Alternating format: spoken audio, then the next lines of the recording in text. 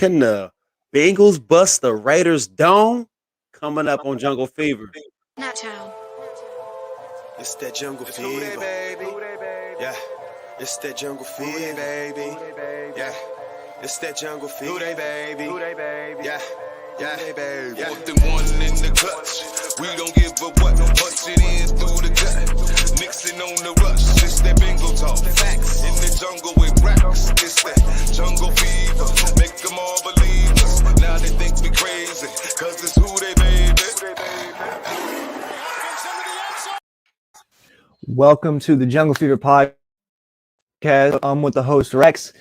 You got me with the facts. How it is? I hope everybody's having a great night tonight. And here we're gonna preview the Raiders and Bengals game. But first, we gotta talk about this bye week. So Raxx, let's jump straight into it. Tell me about this bye week. Oh man, this bye week. Okay, so look, it feels different than any other bye week. You know, history tells that we come off bye weeks terrible. But we do have Joe Burrow. We do have a new captain, and things seem to be different with him. This bye week was great, man. The division helped us. Hey, we lost 2 straight, but the division said, hey, Bengals, you know what? We such bad teams this year. We're gonna help you guys out, and they did. It would have been even more perfect if they didn't tie with the Lions, the Steelers. But hey, the Steelers, man, oh my God, bro. They're looking bad. They're looking bad, and I'm happy. Yeah, they do look bad. I'm gonna be honest. I love this bye week. This bye week was incredible. I know we can say it would have been even better if the Steelers lost and everything.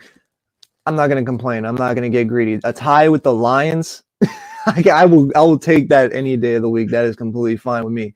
So Steelers tie.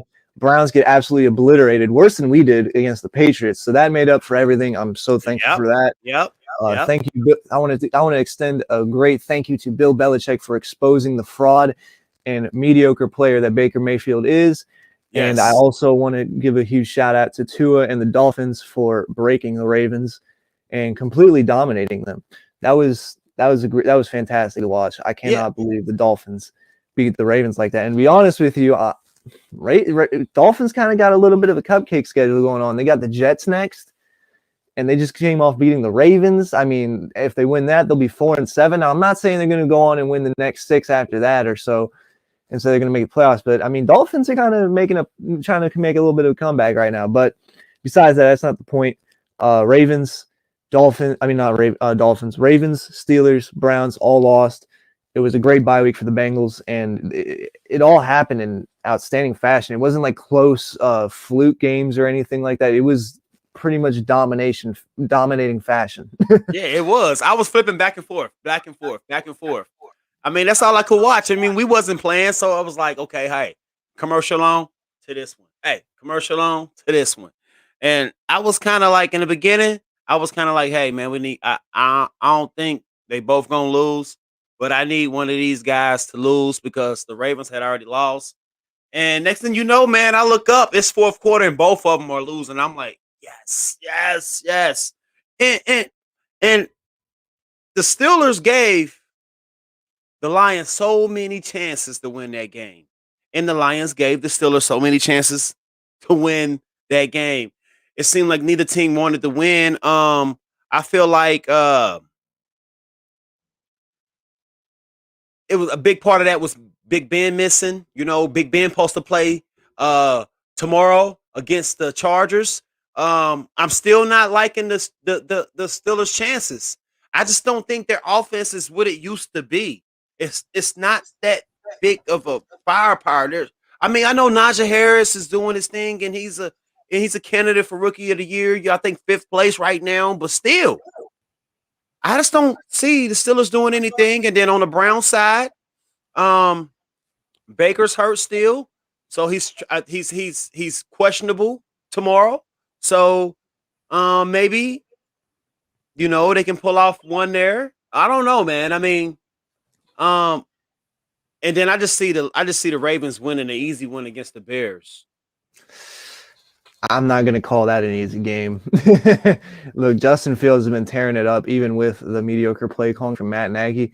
They almost should have beat the Steelers 100%. They should have. They got beat this last week, I believe, right? Who did they play? Last week, you talking about the Steelers? No, the Bears. The Bears played last week. They played. I forgot who that was. They was looking good at first too, and then they started. They looked bad at the end.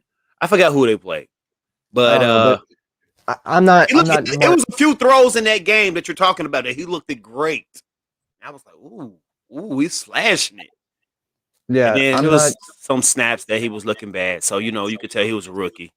Yeah, I'm not gonna look past Chicago or anything. I think they can pose a great threat to Baltimore. The only issue with that is Khalil Mack is out for the season for them now. So that's definitely Hicks out too with an ankle injury.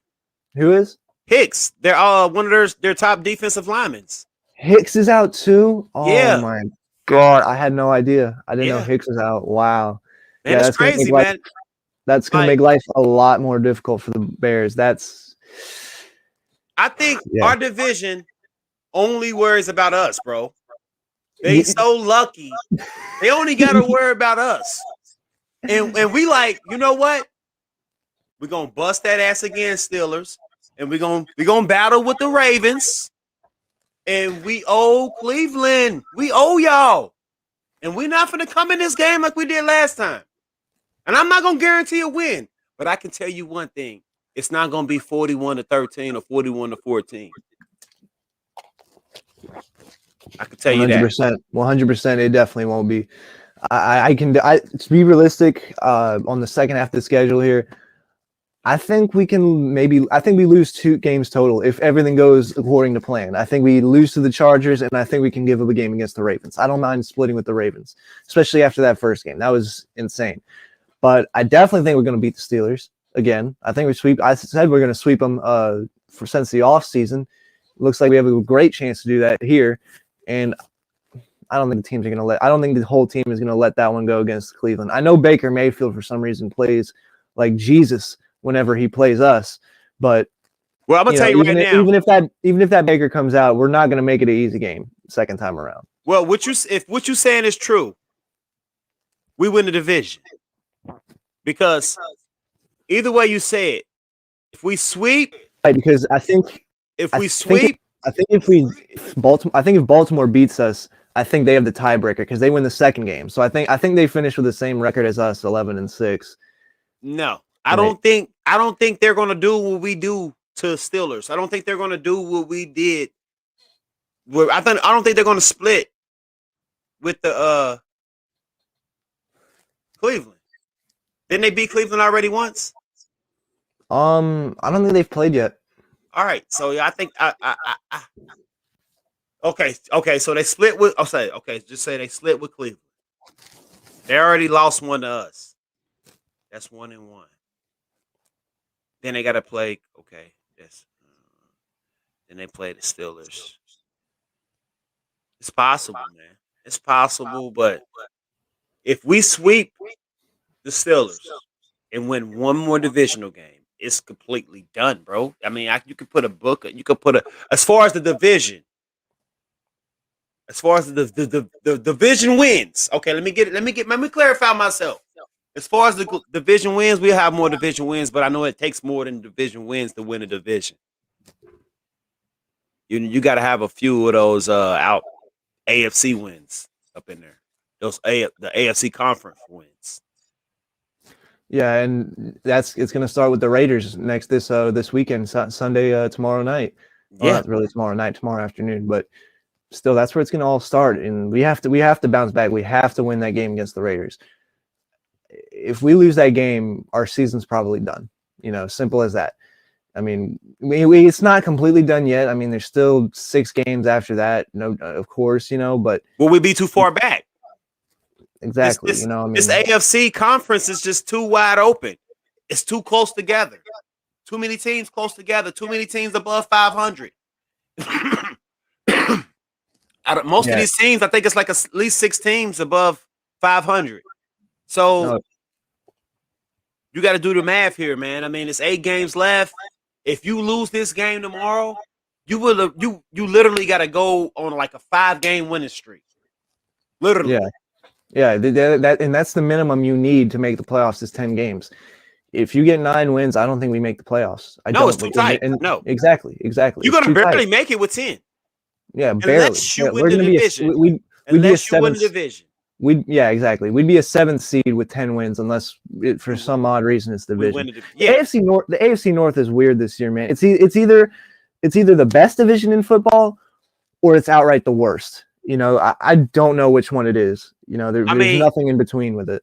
I mean, you know, people are going to say that the AFC North is one of the garbage divisions this year, you know, because of how close it is. But I look at it as a different aspect. You know, look how close it is. That means it's more competitive. It's more better teams in this division than it is in these other divisions. And when you go and look at these other divisions, the number one, the person that's leading the division is leading it by 3 games. And then all these other teams is just like mediocre. You know, you come to look at our division, the Ravens is winning by a game or a game and a half. I mean, you got to look at it. I mean, it depends on how you look at it.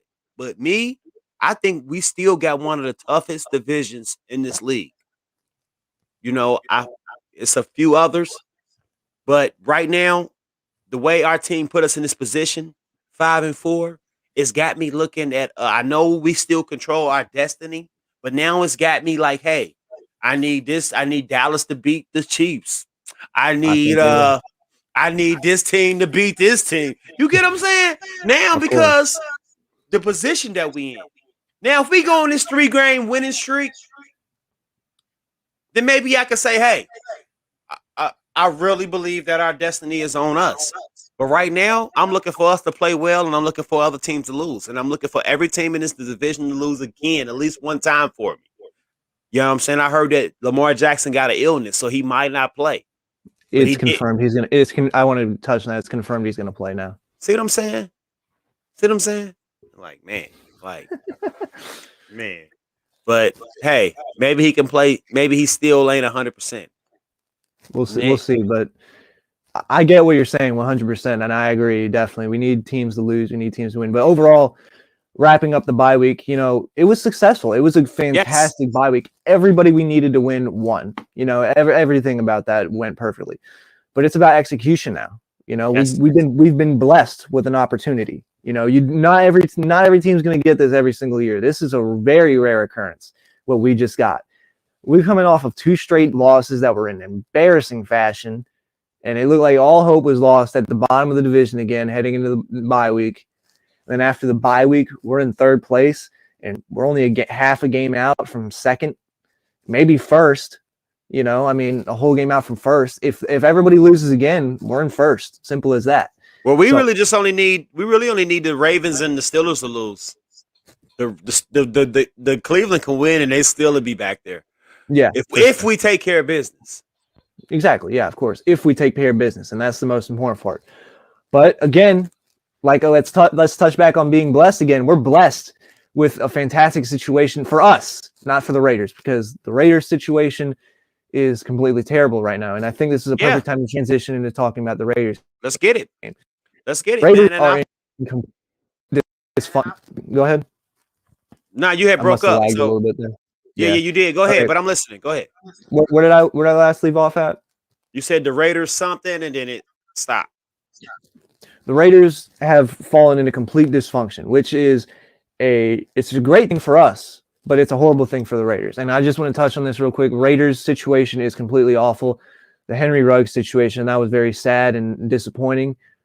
Great young player who just out of the league now due to his own failures and in horrible circumstances, and just a bunch of drama going on with that team. John Gruden getting fired and now suing the NFL over these emails. And then you got another player who was threatening a person who was talking shit to him on Instagram with guns. He's waving guns in the video and stuff, threatening fans and everything. And it's the whole situation with Las Vegas right now. It's just they're not keeping stuff in Las Vegas. Do you know what I mean? They're not keeping it in Las Vegas. That's national media now. Exactly. So the thing with the Raiders right now, they're dealing with a lot of drama, a lot of issues. There's not much chemistry. I don't think there's a trust there between Deshaun Jackson and Derek Carr yet. I think you saw it last week. He caught a ball. Deshaun Jackson caught a great deep ball, but then he fumbled it away. He fumbled it away. That should have been an easy touchdown, but it would turn into a turnover somehow. So a lot of problems with this team right now. It wouldn't have helped them. So it's up to us to use this bye week to get right for this game. If we haven't used this bye week correctly, we're going to lose. That's my opinion on it. Yeah, speaking on that, I feel like coming off this bye week, like I said in the beginning of this very video, like we got a different captain, man, and I just feel like, okay, all right, here's something small, which y'all gonna learn about me. I'm a big fan. I pay attention to detail a lot.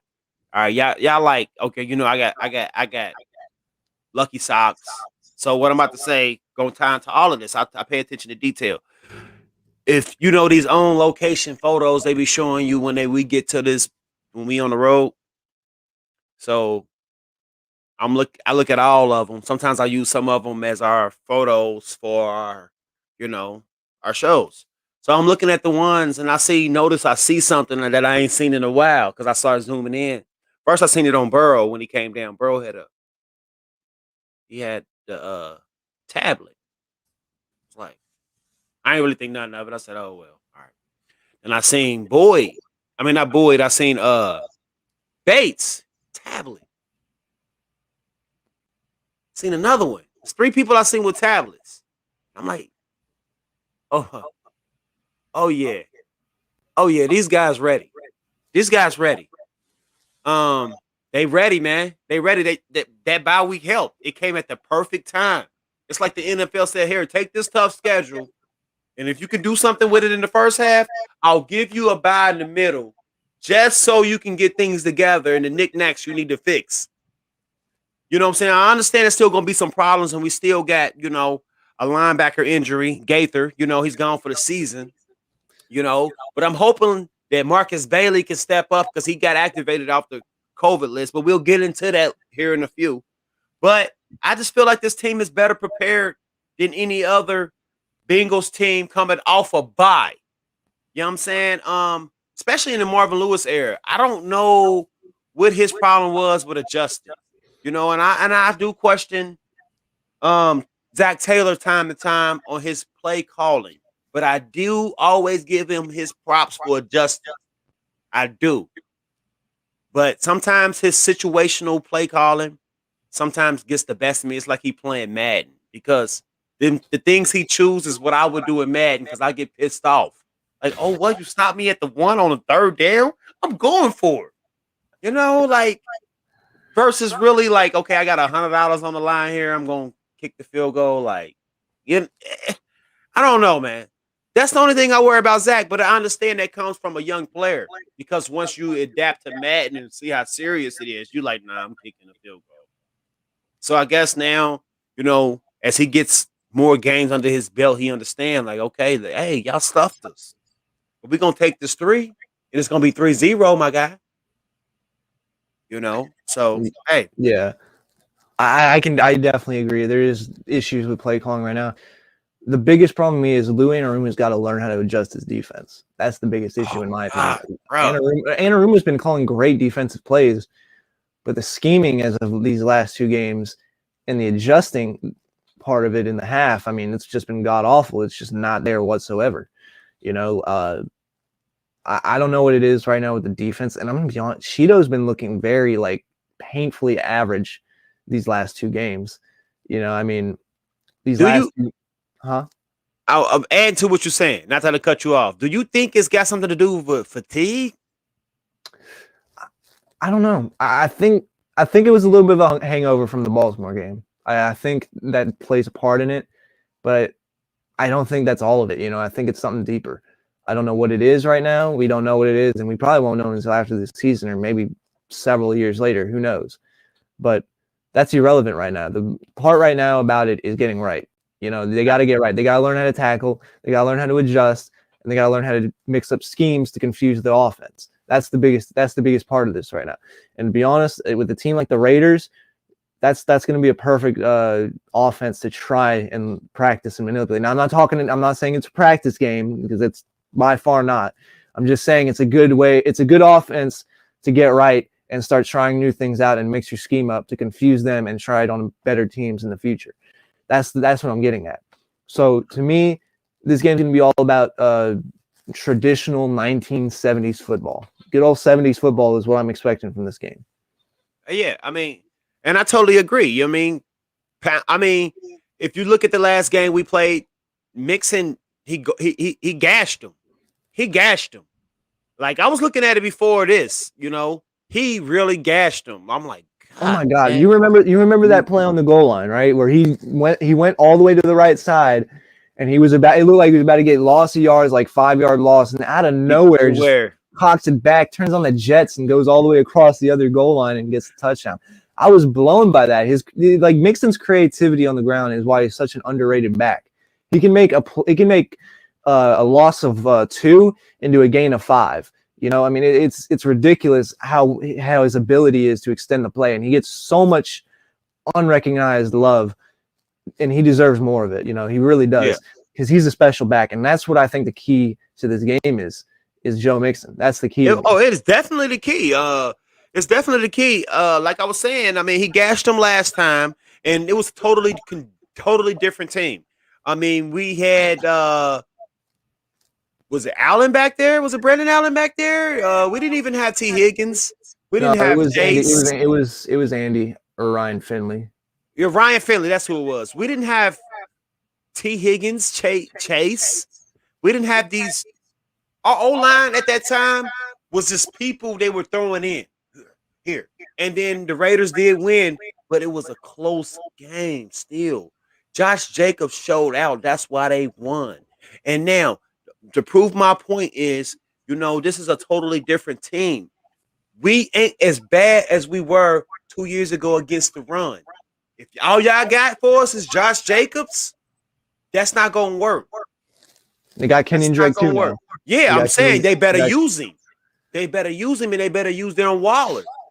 They better, man, because if you try to use this guy, Jacobs, I could see him getting 50, 60 yards, but it's not going to be enough for what we can do right now, because this is not the same offense that they saw 2 years ago.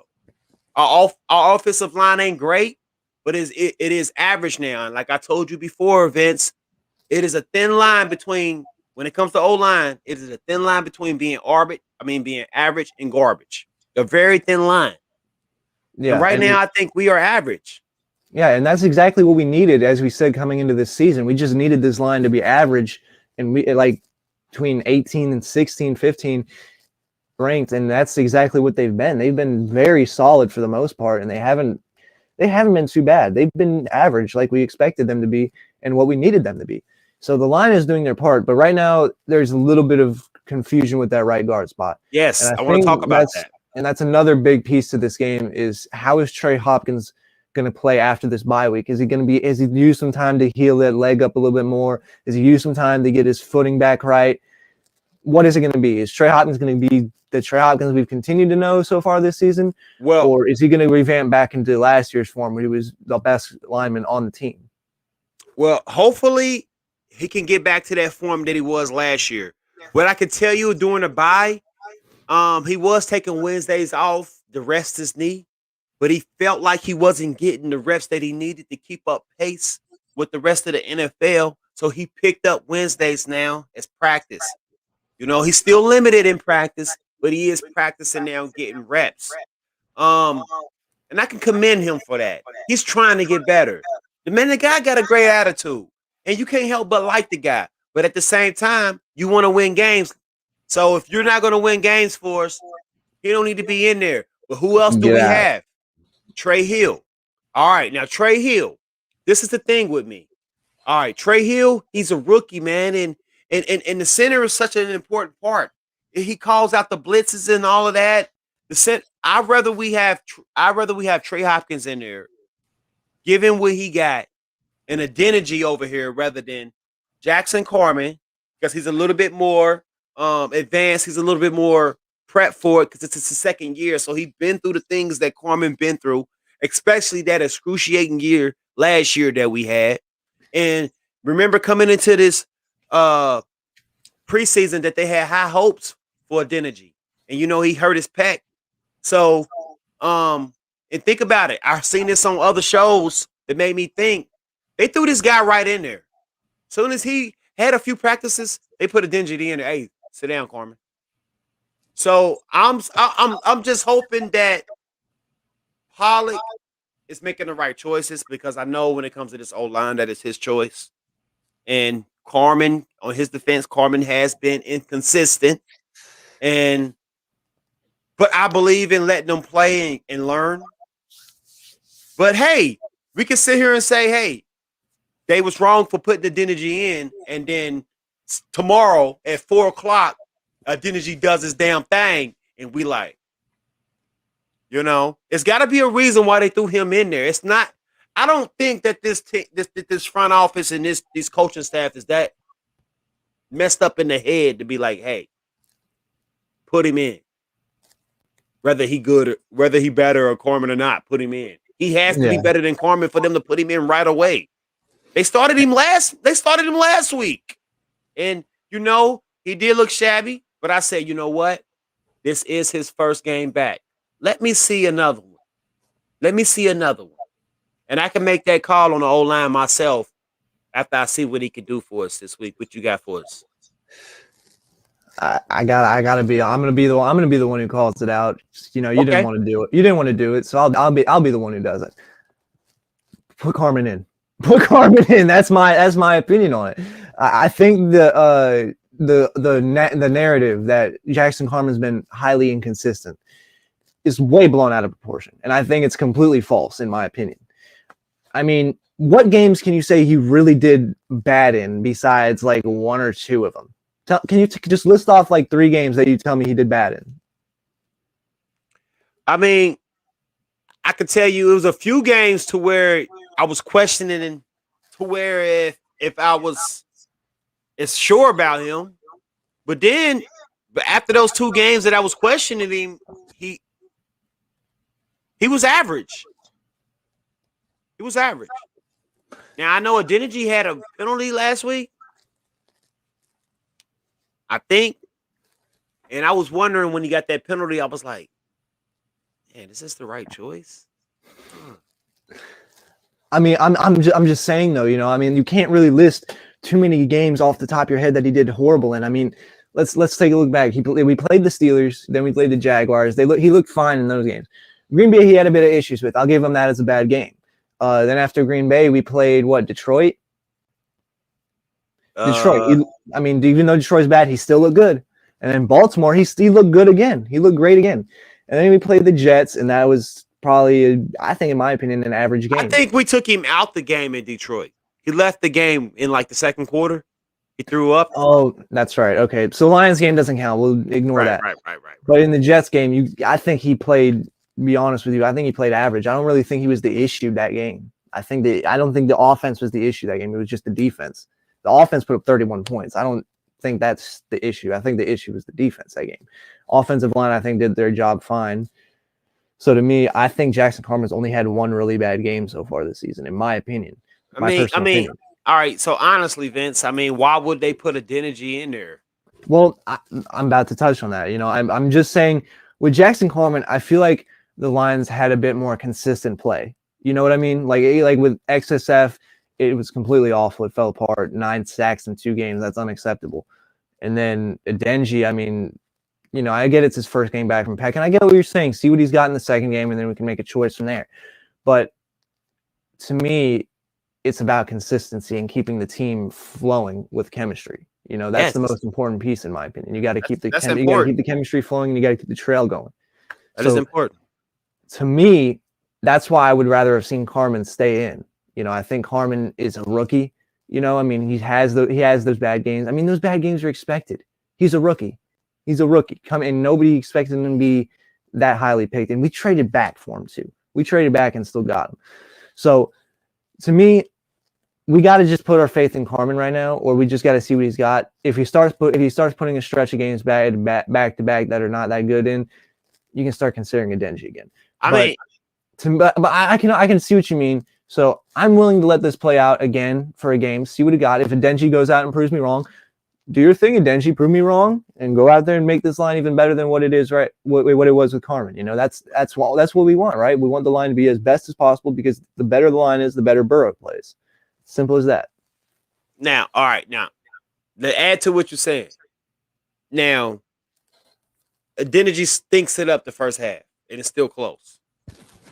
By all God means, you better put Carmen in the second half. I mean, all we need is a half to see what you really can do. We know how bad this offensive line can stink it up. So all we need is a half. We don't need no whole game. But like you said, Vince, Jackson Carmen wasn't stinking it up. I don't know, man. He just got I mean, I think it's experience. I think they want experience out there. Honestly. Well, I can tell you right now, from reports of what I've seen on Twitter and stuff, and all these people reporting, they like Hakeem Adenji's footwork and like athletic ability more than anything. They think his athletic ability and his footwork is off the charts and very, very nice to see. And I can understand those are very important aspects of alignment. But with Carmen, he's just that all around big physical body that can just push a guy back, you know? And that's why he's been amazing in the run game. Carmen's been a beautiful asset in the run game for us. He's been pushing guys left and right all over the field, helping guys out when they need to be. You know, he's gotten a couple pancakes too. You know, he's been doing good. He's been doing his thing, run blocking. It's just the pass blocking he needs to do a little bit more work on, but that can be worked on as the year goes on. But I understand why they want to Adenji, because they probably want to pass the ball more than what they've been doing, right? And that's what we want too. We want them to pass the ball more. Yeah, they want to be a pass first, run second offense. But this should be a Joe Mixon game. This should be a good Joe Mixon game, which is why I think Jackson Carmen should be the starter. Which lets you know it's not going to be a Joe Mixon game because they got a Adeniji start. But who knows? Maybe Adenji proved me wrong. Maybe Adenji's worked on his run game blocking ability. Maybe he's amazing in the run game and we don't even know it yet. We don't know. So we just got to see how it turns out. I would have said start Carmen, but it's too late now at this point. You know, I mean, we already put Adenji in for a full game to see what he's got coming back from injury with Carmen. That means you've invested in him. You believe in him and you like his ability more than Carmen's at the moment. At the moment, keyword. So when you take that into accountability, you got to see what he's got for a half game here. You got to see what he's got. You got to see if he can do better than Carmen.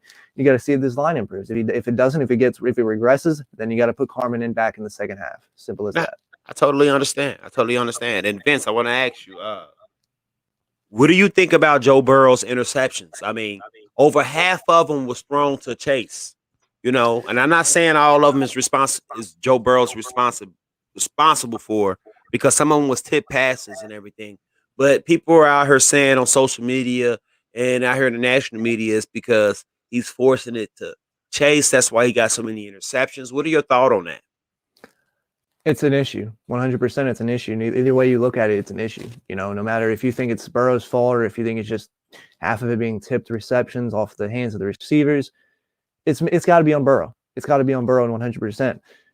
And you know, I understand why he's throwing to Chase so much. All these other receivers, Boyd and Higgins, they seem to keep trying to find their groove. But if you want them to find their groove, you got to throw to them more. Simple as that. And he's starting to do that with Higgins. Higgins is getting his targets in, and that breakout game is coming. I know it is. But you also got to throw. You got to feed to your veteran. You got to feed to your veteran Boyd, man. Boyd is that third down. He should be the number one target on third down. 90% of the throws on third down should be the Tyler Boyd's way. At least that should be your first read. Simple as that. That's what it should be. So to me, it's about spreading the ball out and also taking what you have more than just going for that ball with Chase, trying to squeeze it into tight windows. Take your checkdowns. Take your Joe Mixon chunk yards. Take your Chris Evans chunk yards. Take those. You can't take your Samaje Perine chunk yards because, I mean, let's face it, the dude drops the ball half the time throwing its way. I mean, it's an unfortunate stat, but that's the truth right there. So I'm hoping Chris Evans gets more playing time. But I hear he's going to be a punt returner. I hear he's going to be not the punt returner. I can't wait, man. I hope so, bro. I'm very excited to see what Chris Evans can do as a kick returner, and I hope he gets that role. I hope he does. Dude's super quick, man. It's not even his quickness. He's quick, but it's more of his shiftiness that does the work for him. Yeah. It's hallucinative. Um, so real quick before we jump off this subject, so you think Burrow's lack of not Burrow, Tyler Boyd's lack of progress is because of Burrow's just focusing on Chase, or is it because Boyd not getting open, or is the type of play call they scheme that they calling? It's not Boyd not getting open. You saw it last season. His chemistry with Boyd was pretty good there. I mean, you That's all saw he had though. like look at That's all he had though. he had T. Higgins last year too. Yeah. He did. Hey, you know what? It took a couple games for Higgins to get going, yes, but I mean, when he got going, it was two good options there. So to me, when you look at it, the connection there with Boyd is there. He just got to go. He just got to make sure. He just got to remember there's more than just Jamar Chase, T. Higgins, and Joe Mixon. There's more to the offense than that. And why I say this and why I know that connection is there is look at the Titans game. Look at the Titans game last year. He made an incredible catch. Like no other quarterback's making that throw unless they know that receiver like thin and through. That chemistry is there. He was barely open. Like he just cut in. The defensive back was on him, and he had to he turned around, and as soon as he turned around, he caught that ball. The ball was as soon as he turned around, it was right there, and he caught it. And not many other receivers are going to make that catch. So for me, I know that chemistry's there. It's just Joe Burrow's got to remember there's more than Chase, there's more than Higgins, there's more than Joe Mixon. There's other pieces in this offense that got to get their share, and Tyler Boyd's got to get his share on third down. That's my point of view on it. Yeah, that's Mr. Reliable, and I think that's how they ruined Andy Dalton. They said, "Hey, if all case goes bad, just throw it to AJ Green," and he became his comfort, and that's what it was. And when AJ Green was tripled and doubled, he couldn't think to do anything else, and down with the Bengals. Exactly. That's the issue too as well that we got to address. Our safety blanket cannot be a wide receiver. What is the tight end's nickname? What is the tight end's nickname usually? Tight end's nickname. That's the quarterback safety blanket. That's the quarterback safety blanket. That's what we got. That's what we got to. Why we got to use CJ more. Well, that's how Tom Brady ate. Yes, I know everybody says CJ Uzomah is having the best year of his life so far, and you can say that. But in my opinion, he's been average at best. He's had two great games, two fantastic games where he looked like a top tight end in the league, 2 touchdowns in both those games. But other than that, where has he been a factor, really? He hasn't been much of a factor, to be honest. So you got to get him. You got to let him eat more, all around. Like just the main focus of this game, share the ball all around. But since it's the Raiders, you got to feed it through Joe Mixon first. So get Joe Mixon going first, and then work off play action. That's what we got to do. We got to play kind of like the Vikings game, I think, in a way. I mean, you know what I mean? Like not exactly like the Vikings team, but I think against a team like the Raiders, which have some suspect run defense, I think we can get those big runs going. I think we can get a good 50-yard bomb out of Joe Mixon running down the sideline. That's what I think. Oh, definitely gotta hit Mixon in the flat. So I want to ask you about Jesse Bates. So he ain't really been playing up to his potential. And I've been looking at a lot of statistics and hearing a lot of shows, and they saying, this is normal for Jesse Bates. If he takes a first half off, the second half is usually spectacular. But I've noticed that he ain't got no pass breakups this year. He's been missing hella tackles, especially this last game. Only in the last couple games, really. I think in the first, what was it? 7 games that we played so far. Yeah. The first 7 games, he's actually been very good at tackling. He's made huge plays and he's been hitting hard, I think. But that's all he's been doing. He's been more of a Von Bell kind of guy. He hasn't been much of that coverage guy that we knew last year. Right. Yeah, and that's another thing too. Like he said that his focus wasn't there. He said he had a lot of things on his mind. He said that basically the contract, man. He was worried about getting paid, man. Now you got to worry about not only getting paid, you got to worry about not getting injured. Because if you get injured, then you're definitely not getting paid. And now you've been out here for nothing. So I kind of understand where he's coming from, I know I'm not saying, I don't understand where the front office coming from. We signed this guy, didn't get hurt. I understand that. But this is this man's livelihood. If this man got hurt after y'all paid him, y'all organization is still be running. This man won't be able to feed his family. I mean, but we ain't got to really stick on that. Vince, do you really think that this that our defense can bounce back to being the top 10 defense that they was? In the of course, first few games before the 2 losses. Of course, I think they can, but that's up to them. We don't know how it's going to be. Of course, I think they can be that team. They can. They've shown they were. So why can't they be it again? Of course they can be it again. No doubt in my mind about that. It's just about whether they can put the pieces together and execute to come back and make that happen. That's up to them. It's up to players on that one. And Lou for calling better schemes and adjusting. Definitely got to call better schemes because from what I've been hearing and reading, the Raiders don't have a too great of an offensive line either. Incognito ain't coming back. I didn't know been about moving. That. Yeah. He hurt. They've been moving pieces around, man, and it just ain't been too great. It's just really been too great. And then they barely blitz. They rely on their front four, their defensive front four to do the work. Cosby and the Dugwakwe. And which to be fair, they've gotten the job done pretty well so far. Yeah, that's what I was about to say. They basically got the job done. So it's basically how Zimmer used to have us back in the day with Geno. We used to just drop back in coverage, just let our four do the thing.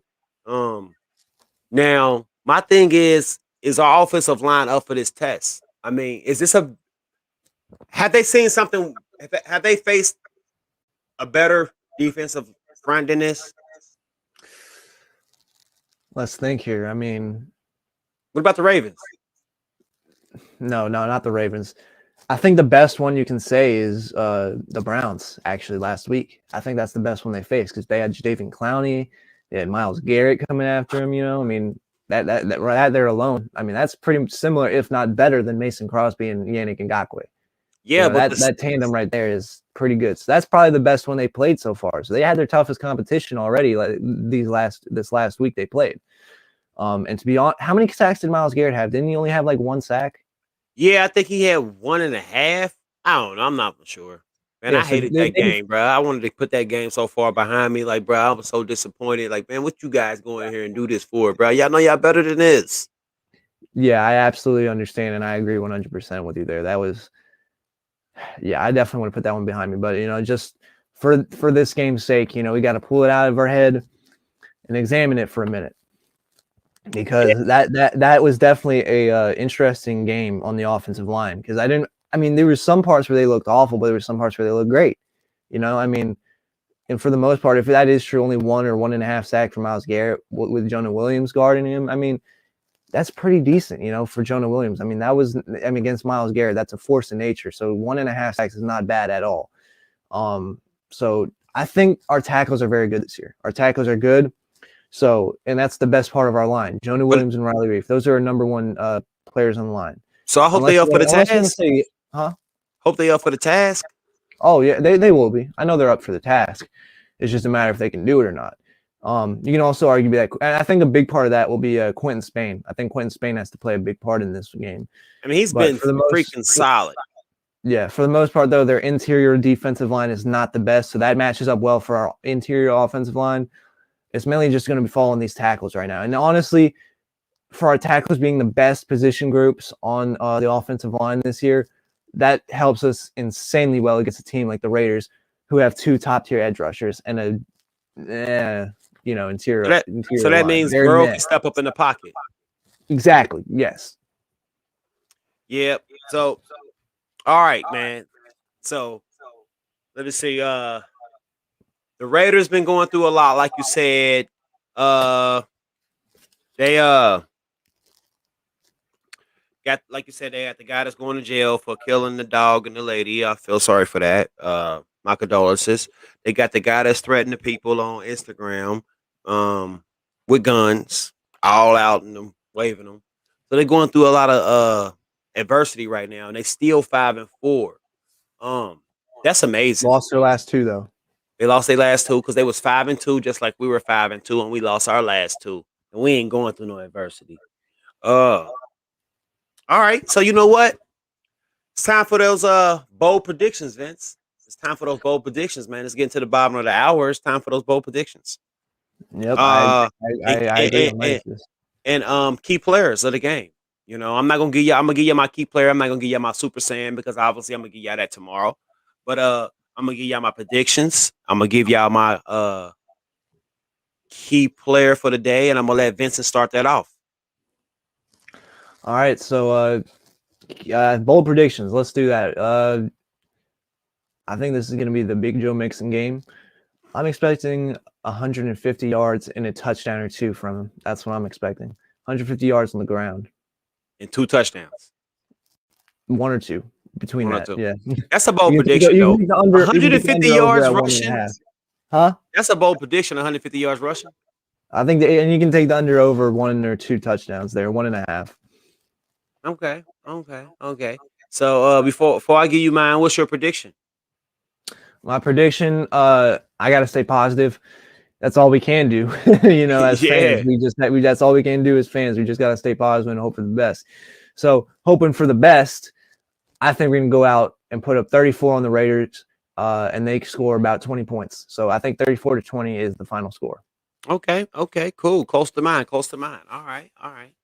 I think that our defense as a whole will be the key player for this game. Everybody's looking for this defense to flock like they did the last 2 games. So I think they got a chip on their shoulder. So I think they show out. Logan Wilson, Pratt, Bailey. Bailey. I'm excited to see Bailey too. Real quick, I just want to throw that in there. Bailey, they're gonna use him in the red zone against Waller. Yeah, it's a shame how he fell in the draft. I mean, not really too much of a shame because we got him, but injuries derailed him in college and stuff, and that's why he was such a low round pick. If it wasn't for injuries, he would have been a 3rd, 2nd round pick in the draft for sure. Yeah, most definitely. And so far, he's been pretty healthy for the most part. I mean, he hasn't had any injuries or whatever to deal with these last 2 years that are significant. So I'm hoping he shows out and he's a big piece. I like his coverage. He's a pretty good coverage linebacker. 100%. But yeah. So I'm looking for Airbnb. That's Bell and Bates. I'm looking for them to show out. Hopefully, one of those guys have an interception. My bold prediction will probably be Hendrickson. Let's make it bold. 4 sacks. Oh man, if Hendrickson gets 4 sacks, that ties with what Myles Garrett and TJ Watt are pretty much at right now, 12 or 13. Yeah, because let's look at the statistics here, man. Their offensive line is worse than ours. Look, Vincent, you're never going to get me to go against our team, but I'm gonna try to be as real as I can. I just think this time off just helped us so much, man. And I think that this defense got so much to prove, man. And I'm telling you, man, this defense would be the reason why we win this game. I'm not saying that our offense won't show out because when y'all hear my predictions, y'all going to obviously see that the offense show out. But yeah, I think our defense is my key player as a whole. And I'm looking for a Woozier, and I'm even looking for Eli Apple to show a good showing. And I'm looking for Jesse Bates to show why he's one of the top safeties in the league this game. They had that breather. They had that time to go and chill and not think about football and come back and let's get it. And my predictions will be 35-14. I like that prediction. I do. Yeah. So, and I agree with a lot of what you said, it's very true what you said. It's going to be all about execution, man. I don't know if I'm ready for stress football to return, man. It felt so good to watch stress-free football last week. Especially with how all those games played out with the division rivals. Oh my God. Yeah, stress-free football was pretty nice last week, I gotta be honest. But it's back to the stress this week, and I'm a little afraid of how I'm gonna react. Hopefully no stress, man. We just take over a better from the team. jump. If we use Mixon the right way, Taylor played this team before. Now, let me tell you this. Now, this is one thing we didn't say, Vince. Taylor playing teams for the second time, it's not bad. It's not bad. I think it's like, okay. I think he like 1 and 2 with the Browns. I think, okay, look, put it like this. Every team that he's played more than once, he's beat. Not saying he's lost. Not saying he hasn't lost again, but he's beat. Browns lost, 1 loss. Steelers lost, 1-1. We're gonna see if we can win again next week. You get my drift? Oh, 100%. I get it. The Raiders played. Zach already played the Raiders. I'm just going off statistically here. This guy can beat the Raiders, man. Oh yeah, he has the formula. He definitely has a formula, and we can't forget about Darren Waller before we get out of here. He will show out on us. We are kind of sucky to tight ends, so let's not forget that. And Derek Carr is a great quarterback. Let's not forget that. It's not like we just shitting on the Raiders. You know, let's give them their props for what they've been doing. They hanging in there through adversity, man. That's all you can ask for as a Raider fan. And right now, y'all going up to a brick house, and I'm sorry. We got something to prove, man, and we ready to win these games, and we're gonna come out and we're gonna win 6 of these games. I like it. But let's wrap this up, man. Let's go with the game plan real quick. Game plan, run it down their throats. Joe Mixon has to get going. He has to get this game plan. He's got to run it down their throats, and he's got to make them pay. That's why I'm going with bold prediction: 150 yards, a touchdown or 2. I think Joe Mixon's going to have a day. And then our defense has to pressure Carr. I think that's the main focus. If we just get pressure on Carr and Trey Hendrickson can get those 4 sacks, like you said, if we get those 4 sacks, I think that's going to take care of the rest, and I think everything else is going to play out, and that's going to be a dominant win for us. Absolutely. But it's up to them to execute that. If they can't execute that, it's going to be a long, hard-fought game. But yeah, I'm very excited for this. I think I'm going to give my X factors for this game. The X factor on offense is going to be, let's say, this is a tough one, actually. This is a tough one because it can be three players. Even though I think Joe Mixon's going to have a day, I think the 3 players that are going to be the X factor is either between Hakeem Adeniji, T. Higgins, and Tyler Boyd. I think that's the big one because it's going to be, are we going to get Tyler Boyd going on 3rd down? Are we going to get T. Higgins to have his breakout game finally? Is Hakeem Adeniji going to step up and show why he's starting over Carmen and he's going to be an amazing player? We don't know which one of those things. So either 3 of those on offense, you can't go wrong. As far as the defensive side of the ball goes, I have to agree with you. I think Trey Hendrickson's going to have a big day, and I think he's the X factor to getting the pressure to Derek Carr and making him crumble and letting the secondary do the rest. Those are my X factors for the day, and that's the game plan for me. How about you, Raxx? The game plan is exactly kind of similar to yours. It's pound it with Mixon, pound it with P. Ryan. Throw it in the flats with Evans. No, pound it with Evans and throw it to the flat to Evans as well. yeah. Hey, you can only hope they take P. Ryan out this roster, but they're not. They decide they're gonna put him in. They're gonna play him, but just don't throw it to him. Just don't throw it to him. And that's my point exactly. I don't want to see P. Ryan getting any passes thrown his way. I don't want him to see him on the field unless he's running the ball and blocking. That's it. Not even blocking. Blocking, he's been blocking bad shitty. No, if you need somebody to block for Burrow, put Evans in. He's clearly a better blocker than P. Ryan. And on the defensive side, okay, real quick before we get out of here, I'm not going to try to make this long. Remember when Logan Wilson said, hey, the Jets was throwing short passes. All we had to do was just come down a little bit. We was backing up too much in our pressure. You know, that's the blueprint of beating the Bengals, throwing the short passes. A few teams did it to us, you know. So, hey, I'll guarantee you they're going to try to come in this game with these short passes, and Logan Wilson's going to be right there, just like Ben Roethlisberger tried to do those short passes. And what did he do to you, Ben Roethlisberger? He took one from you, and he's going to take one. He's going to take 1 or 2 from Derek Carr. You better not throw it far because the Wuzier's out there. And Jesse Bates. I want to also throw in an honorable mention for that. Lou Anarumo. It's up to him to make the schemes change and make the adjustments at halftime. That's my honorable mention for that.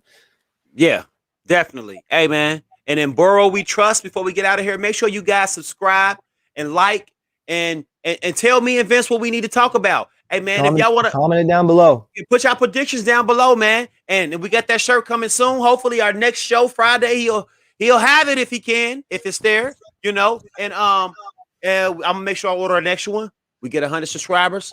I got you guys. Don't forget, we're gonna fly Vincent out here. Hey, guys, love you guys. We out, man. Gotta get them subscribers up.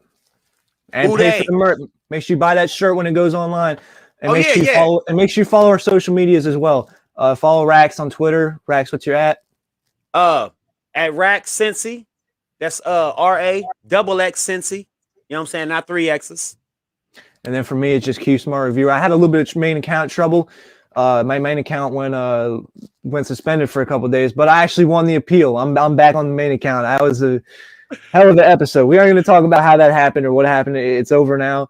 But go follow the main Q Smart Reviewer. If you don't know how to spell it, link in the description. Link to his Twitter in the description as well. Make sure you follow make sure you subscribe to my YouTube channel. I just released the edit, bounce back. Because this is bounce back week, baby. We got to bounce back against the Raiders. Bounce back edit. I worked very hard on it. And I hope you guys click on the video, like it up, and enjoy it. And tune in for my reaction to the game after on Sunday. Yes, sir. I was just about to say that. Make sure I tune into his reaction Sunday after the game, win or lose. He's there for us. And, hey, guys, I ain't forgot. We're going to get that merchandise website up. It's moving slow. You know, we got to live. And, you know, things are happening. But we got it for you guys. We ain't forgot. And I'm telling you, this creativity that we about to put into this was gonna be dope, bro. Don't forget, man. We got my man Vince over here. He's good with this editing and his computer, so I'm pretty sure I could throw some ideas at him. We can get them made and put on his t-shirts and get them out to you guys. But other than that,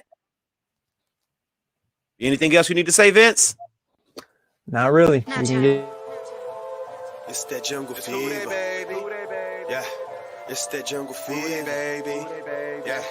It's that jungle fever, baby. Yeah, baby. Yeah. Put them one in the clutch.